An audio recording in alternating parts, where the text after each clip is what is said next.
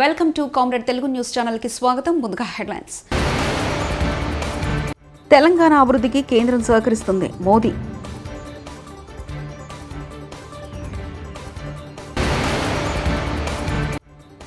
ఎన్నికల సమయంలోనే రాజకీయాలన్న రేవంత్ రెడ్డి.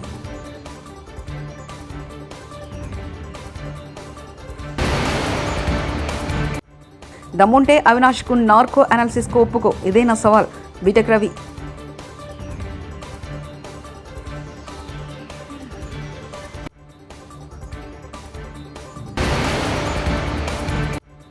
ఎల్ఆర్ఎస్ పై కాంగ్రెస్ నేతలు 2 నాలుకల ధోరణి. కేటీఆర్.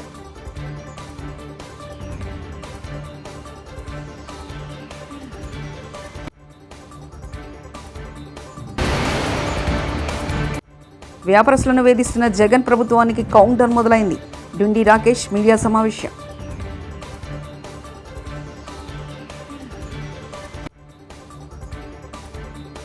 అశ్రిత పక్షపాతం, అవినీతికి సంబంధించి విపక్ష ఇండియా కూటమిపై ప్రధాని నరేంద్ర మోదీ విమర్శలు గుప్పించారు. దేశంలోని 140 కోట్ల మంది ప్రజానికం తన కుటుంబాన్ని, తన జీవితం తెరిచిన పుస్తకమని అన్నారు. తన తెలంగాణలోని ఆదిలాబాద్లో మోదీ సోమవారం నాడు ప్రసంగిస్తూ ఇండి కూటమిలో అవినీతి, అశ్రిత పక్షపాతం, బుజ్జగింపు రాజకీయాలు వేలున్నుకున్నాయని, అందువల్లనే నిర్వస్తూ ఉన్నారని విమర్శించారు. పరివారవాద్ గురించి తాను ప్రశ్నించినప్పుడల్లా వారు మోదీకి కుటుంబం లేదంటూ మాట్లాడుతున్నారని కౌంటర్ ఇచ్చారు. मैं इनके परिवारवाद पर सवाल उठाता हूं तो इन लोगों ने बोलना शुरू कर दिया है कि मोदी का कोई परिवार नहीं है. अब तो कल ये कह देंगे कि तुम कभी जेल में तुझे सजा नहीं हुई इसलिए तुम राजनीति में नहीं आ सकते, ये भी कह देंगे. तेलंगाना के मेरे भाइयों बहनों, मेरा जीवन खुली किताब जैसा है.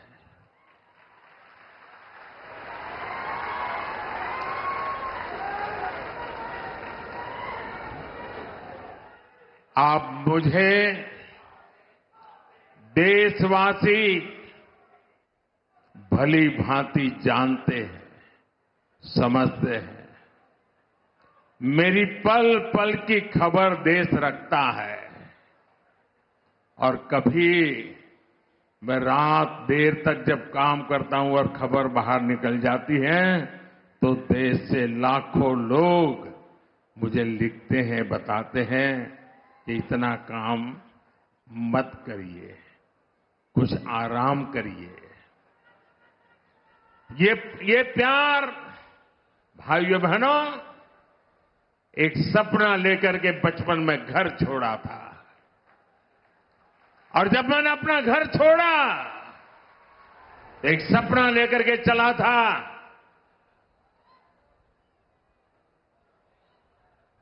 कि मैं రాష్ట్ర అభివృద్ధికి సహకరించిన ప్రధాని మోదీకి కృతజ్ఞతలని ముఖ్యమంత్రి రేవంత్ రెడ్డి అన్నారు. సోమవారం ప్రధాని నరేంద్ర మోదీ పర్యటన సందర్భంగా జిల్లాలో ఏర్పాటు చేసిన సభలో సీఎం పాల్గొని ప్రసంగించారు. విభజన చట్ట ప్రకారం 4000 మెగావాట్ల విద్యుత్ ఉత్పత్తి చేయాల్సి ఉందన్నారు. గత ప్రభుత్వ నిర్ణయం వల్ల 1600 మెగావాట్ల విద్యుత్ ఉత్పత్తి అవుతుందని తెలిపారు. ఎన్టీపీసీకి రాష్ట్ర ప్రభుత్వం పూర్తిగా సహకరిస్తుందని స్పష్టం చేశారు. కేంద్రంతో ఘర్షణ వైఖరి ఉంటే రాష్ట్ర అభివృద్ధికి ఆటంకం కలుగుతుందన్నారు. ఎన్నికల సమయంలోనే రాజకీయాలు చేయాలని సీఎం రేవంత్ రెడ్డి పేర్కొన్నారు. అన్ని రకాల అనుమతులు ఇచ్చి రాష్ట్ర ప్రభుత్వం తరఫున ఇవ్వవలసిన అన్ని రకాల అనుమతులను ఇచ్చి తెలంగాణ రాష్ట్ర పురోగతిలో మీరు ఉత్పత్తి చేసే విద్యుత్తు 85% మా రాష్ట్రానికే ఇవ్వబోతున్నారు. తెలంగాణ రాష్ట్రంలో వెలుగులు నింపబోతున్నారు. సంపూర్ణంగా మా ప్రభుత్వం ఎన్టీపీసీ సంస్థకు సహకరించి ఈ కార్యక్రమాన్ని ముందుకు తీసుకెళ్తామని చెప్పి వేదిక మీద నుంచి నేను మీకు చెప్పదలుచుకున్నాను. ఎప్పుడైనా రాష్ట్ర కేంద్ర ప్రభుత్వాల మధ్యలో ఘర్షణ వాతావరణం వస్తే అంతిమంగా అది ప్రజలకే నష్టం జరుగుతుంది. రాజకీయాలు ఎన్నికల సమయంలోనే, ఎన్నికలు ముగిసిన తర్వాత విఘ్నులైన ఎన్నికైన ప్రజాప్రతినిధులు కేంద్ర సహకారంతో రాష్ట్రం యొక్క అభివృద్ధి కోసం కృషి చేయాలి తప్ప పదే పదే కేంద్ర ప్రభుత్వంతో ఘర్షణాత్మకమైన వైఖరి తీసుకుంటే రాష్ట్రం అభివృద్ధిలో వెనుకబడుతుంది. ఈ అంశాలని పరిగణలోకి తీసుకొని మా ప్రభుత్వం ఏర్పడిన వెంబడే ప్రధానమంత్రి గారు సమయం తీసుకొని రాష్ట్రంలో 2014 పునర్విభజన చట్టంలో పొందుపరిచిన అంశాలనే కాకుండా రాష్ట్ర అభివృద్ధికి సంబంధించిన చాలా విషయాలు ప్రధానమంత్రి గారి దృష్టికి తీసుకెళ్ళినాము.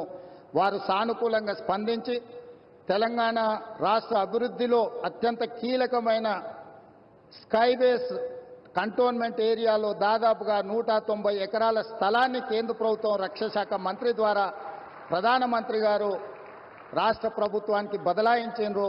వారికి రాష్ట్ర ప్రభుత్వం తరఫున కృతజ్ఞతలు తెలియజేస్తున్నాం. అదేవిధంగా పీయూష్ గోయల్ మంత్రి గారికి కూడా మేము రిప్రజెంట్ చేస్తే టెక్స్టైల్ యూనివర్సిటీని కూడా టెక్స్టైల్ కాలేజ్ను కూడా ప్రారంభించుకోవడానికి ప్రత్యేకమైన అనుమతులు ఇచ్చిండ్రు. ప్రధానమంత్రి గారికి ఆ విషయంలో కూడా రాష్ట్ర ప్రభుత్వం తరఫున మేము కృతజ్ఞతలు తెలియజేస్తున్నాం.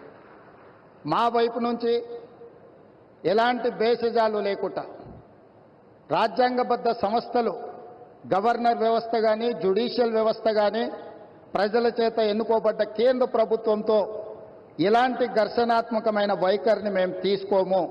రాష్ట్ర అభివృద్ధిలో వాళ్ళను సంప్రదించి రాష్ట్రాన్ని ముందుకు తీసుకెళ్లడానికి అవసరమైన కార్యాచరణతోనే ముందుకు వెళ్తాము అని చెప్పి ఈ సందర్భంగా మీకు అందరికి తెలియజేస్తున్నా. नरेंद्र मोदी जी हमारे हिसाब से प्रधानमंत्री का मतलब हमारे बड़े भाई के जो मदद रहे तो ही हर प्रदेश के मुख्यमंत्री उनके क्षेत्र में वो कुछ तरक्की कर सकता है, कुछ डेवलपमेंट को आगे ले सकता है. इसीलिए मेरा गुजारिश है इस वक्त तेलंगाना अगर आगे तरक्की करना है, हम भी गुजरात जैसा हम आगे जाना है तो यहाँ पर आपकी मदद जरूरी है. अगर आपका जो सोच है 5 ट्रिलियन इकोनॉमी हम रीच होने के लिए इंडिया में 5 मेट्रोपॉलिटन सिटीज है, Delhi, Mumbai, Bangalore, Chennai, Hyderabad. Hyderabad is one of the metropolitan city. We wanted to contribute to your 5 trillion economy system. So please do support us in metro rail, in Musi river development. Why? Because you have developed Sabarmati river. We wanted to develop our Musi river all along with Hyderabad, which is 55 kilometers is there, which is, we wanted to regenerate our Musi river. All I need is your support. And moreover, we wanted to establish semiconductor industry. Recently, I have seen the government of India has announced for this encouragement and subsidies, incentives. Hyderabad is the place for semiconductor unit. Please support us. We are there to contribute for 5 trillion economy. आपके मदद से हम लोग irrigation sector में खासकर आदिलाबाद, ये Adilabad district ऐसा जगह है, ये वीरों का धरती है. रामजी गोंड, कोमरम भीम, यहीं से हम लोगों को एक रास्ता दिखाए. ये जो परिवार के खिलाफ या नहीं तो जो जबरदस्ती कर रहा है लोगों के ऊपर, उनके खिलाफ लड़ने के लिए, आवाज उठाने के लिए ये आदिलाबाद से हमारे लिए एक स्फूर्ति है. ये Adilabad complete backward dry prone district. Adilabad अगर इनके यहाँ पर पानी देना है तो तुम्मिड़ी हेक्टी इरिगेशन प्रोजेक्ट हम लोग. भारत प्रधानमंत्री श्री नरेंद्र मोदी गारू తెలంగాణ రాష్ట్ర అభివృద్ధిలో భాగంగా జాతీయ రహదారులు, విద్యుత్ శాఖకు సంబంధించి మాజీ మంత్రి వైఎస్ వివేకా కేసుపై సాక్షిలో వచ్చిన కథనంపై పులివెందుల టీడీపీ అభ్యర్థి బీటెక్ రవి స్పందించారు. సోమవారం మీడియాతో మాట్లాడారు. వివేకా కేసులో తన ప్రమేయం లేదని, నార్కో అనాలిసిస్ పరీక్షకు సిద్ధమని స్పష్టం చేశారు. వివేకా కేసులో అవినాష్ కూడా నార్కో అనాలిసిస్ పరీక్షకు సిద్ధం అంటూ సవాల్ విసిరారు. లైవ్ లో రాష్ట్రం మొత్తం చూపేలా ప్లాన్ చేయాలని సూచించారు. దమ్ముంటే అవినాష్ నార్కో అనాలిసిస్ కు ఒప్పుకోవాలి, ఇదే నా సవాల్ అంటూ ఛాలెంజ్ విసిరారు. కేసు సీరియస్ గా పట్టించుకుంటే అవినాష్ బీజేపీలోకి పోతాడని, సునీతకు జగన్ చెప్పకపోతే తాను నమ్మే బైబిల్ మీద ప్రమాణం చేసి చెప్పాలన్నారు. వివేక హత్య జరిగిన రోజే గొడ్డలతో చంపిన విషయం ఎలా తెలిసిందో జగన్ సమాధానం చెప్పాలని డిమాండ్ చేశారు. ఎల్ఆర్ఎస్ పేరిట ప్రజల నుంచి 20,000 కోట్ల రూపాయలు తోలు వలిచి వసూలు చేయడానికి మీరు వేసిన ఎత్తుగడ ఇది కాదా? BRS working president KTR. మీరు వేసిన ఎత్తుగడ ఇది కాదా? మీరు చెప్పిన మాటల్లో విశ్వసనీయత ఉంటే, మీరు ఆనాడు ప్రతిపక్ష పార్టీగా మీరు చెప్పిన మాటల మీద మీకే విశ్వాసం ఉంటే, ఇవాళ మరి ఈ రకమైన ఎల్ఆర్ఎస్ కార్యక్రమానికి మీరు ఎందుకు తెరదీశారు? మార్చి 31 లోపల ఖచ్చితంగా కట్టి తీరాలి అని మీరు ఏదైతే చెప్తున్నారో ఇది మరి ఎంతవరకు సమంజసం మీరే చెప్పాలా. ఎందుకంటే ప్రభుత్వంలో లేనప్పుడు ప్రతిపక్షంలో ఉన్నప్పుడేమో ఫ్రీగా చేస్తామని చెప్పి ఊకదంపుడు ఉపన్యాసాలు ఇచ్చారు, ప్రజలకు అబద్ధాలు చెప్పి అధికారంలోకి వచ్చారు. ఎల్ఆర్ఎస్ మీద న్యాయ పోరాటం ఏమైంది? వెంకటరెడ్డి గారిది పిల్లి ఏమైంది చెప్పాలి.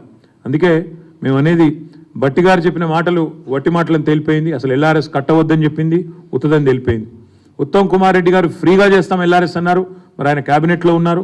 ఇవాళ ఆయన క్యాబినెట్ ఆయన ఏ మంత్రివర్గంలో అవుతున్నారో ఆ క్యాబినెటే ఎల్ఆర్ఎస్ కట్టాలని చెప్తా ఉంది. అదేవిధంగా సీతక్క గారు చిల్లిగవ్వలేదు ప్రజల దగ్గర అన్నారు, మరి వారు కూడా ఈరోజు సమాధానం చెప్పాలి.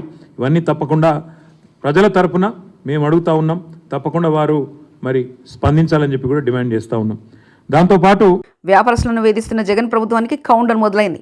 టీడీపీ వాణిజ్య విభాగం రాష్ట్ర అధ్యక్షుడు డిండి రాకేష్ మీడియా సమావేశం నిర్వహించారు. సమన్వయంగా చేసుకొని ఎక్కడికక్కడ కార్యకర్తల్ని, కేడర్ని, నాయకుల్ని సమాయత్తం చేసుకొని అందరూ కూడా ఎన్నికలకి ప్రిపేర్ అవుతున్న టైంలో నెల్లూరులో ఎవరైతే మా నాయకులు ఉన్నారో తెలుగుదేశం పార్టీ తరపున వ్యాపారస్తులు, తెలుగుదేశం పార్టీకి అండగా ఉండే వ్యాపారస్తులకి ఎటువంటి నోటీసు లేకుండా, ఎటువంటి కాగితం లేకుండా, ఎటువంటి సర్చ్ వారెంట్ లేకుండా ఇళ్ల మీద తలుపులు కొట్టి పోలీసులు, ఎస్పీ వారు మీదపడి ఇంట్లో బంగారం కానీ లేకపోతే కొద్దో గొప్ప క్యాష్ ఇంట్లో ఉంటే ఈ కూడా తీసుకొని వెళ్ళి పోలీస్ స్టేషన్లో కూర్చోబెట్టి ఇబ్బంది పెడుతున్న పరిస్థితి ఈరోజు మనం నెల్లూరులో చూసాం.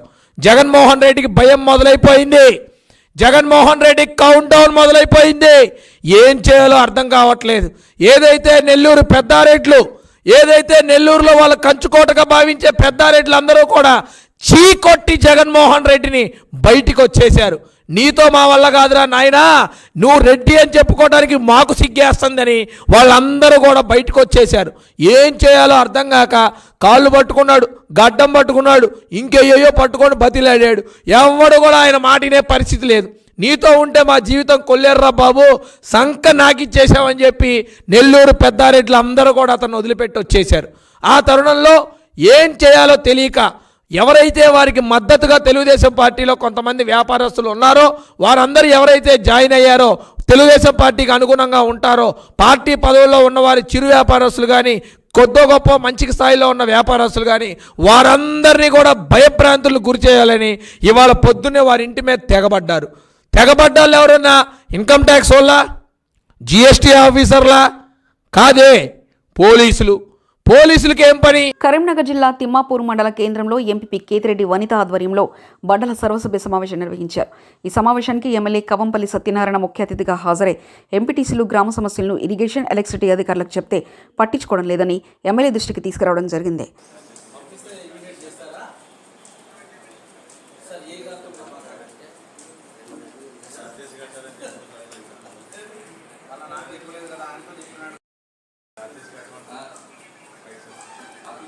వాళ్ళు ఒక 10,000 పెట్టి వాళ్ళు సర్పంచ్ కూడా తీసుకున్నారు. అయితే దానికి కొంచెం లైన్ అట్లే ఉందండి. వాళ్ళు డబ్బు కూడా కట్టారు పాపం, వాళ్ళు ఓన్ కాదు.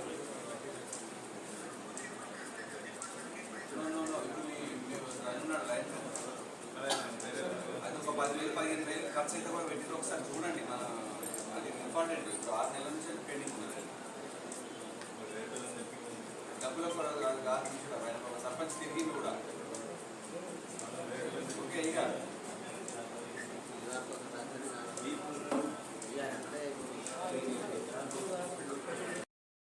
సంవత్సరం నుంచి అంకాయ కూడా నీళ్ళు కట్టుకోవచ్చు, కింది కడితే రైతు పంటలు వెళ్తాయంటే వాళ్ళు ఫోన్ చెప్తారు,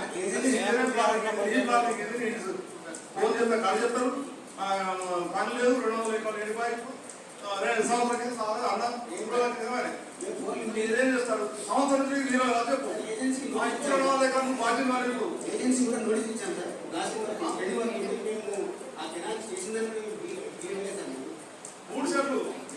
ఈరోజు మొట్టమొదటిసారిగా ఎన్నికైన తర్వాత ఈ మండల సర్వసభ్య సమావేశానికి రావడం జరిగింది.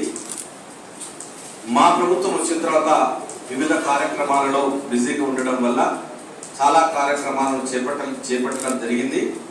మేము ఏదైతే అభయహస్తం పథకం కింద ఇచ్చినామో 6 గ్యారంటీలను ఆల్రెడీ 2 గ్యారంటీలు, మొన్న ఒక 2 గ్యారంటీలను అమలు చేయడం జరిగింది.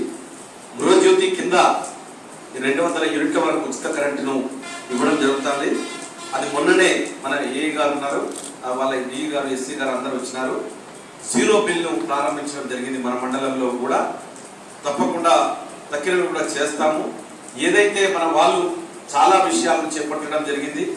కొన్ని దగ్గర ట్రాన్స్ఫార్మర్లు లేవని, లేకపోతే కొన్ని దగ్గర జీపీ బిల్డింగ్స్ లేవని, కొన్ని దగ్గర మనకు లూజ్ లైన్స్ ఉన్నాయని, వాటన్నిటి కూడా మళ్ళీ నేను వాళ్ళ అధికారులందరినీ కూడా పిలిపించుకొని సమీక్షించి వెంటనే పరిష్కారం చేయడానికి నేను కృషి చేస్తానని తెలియజేస్తా ఉన్నాను. ఎవరు కూడా, ఏ అధికారం కూడా ఎప్పుడు వచ్చినా కూడా 24 గంటలు. తెలంగాణ అభివృద్ధికి కేంద్రం సహకరిస్తుంది మోదీ.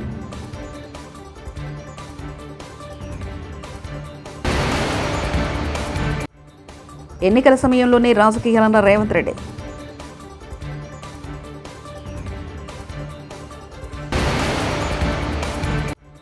దమ్ముంటే అవినాష్కు నార్కో అనాలిసిస్కు ఒప్పుకో, ఇదే నా సవాల్. బీటెక్ రవి.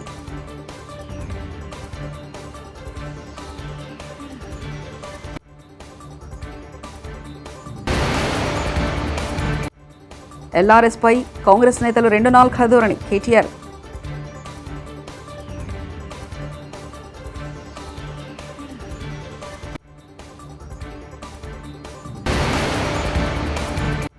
వ్యాపారస్తులను వేధిస్తున్న జగన్ ప్రభుత్వానికి కౌంటర్ మొదలైంది.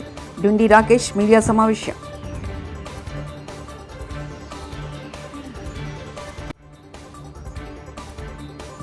ఇవి బులెటిన్ విశేషాలు. చూస్తూనే ఉండండి కామ్రేడ్ తెలుగు న్యూస్ ఛానల్ ప్రతినిధి ఒంటేరు రమేష్ చంద్ర పరకాల.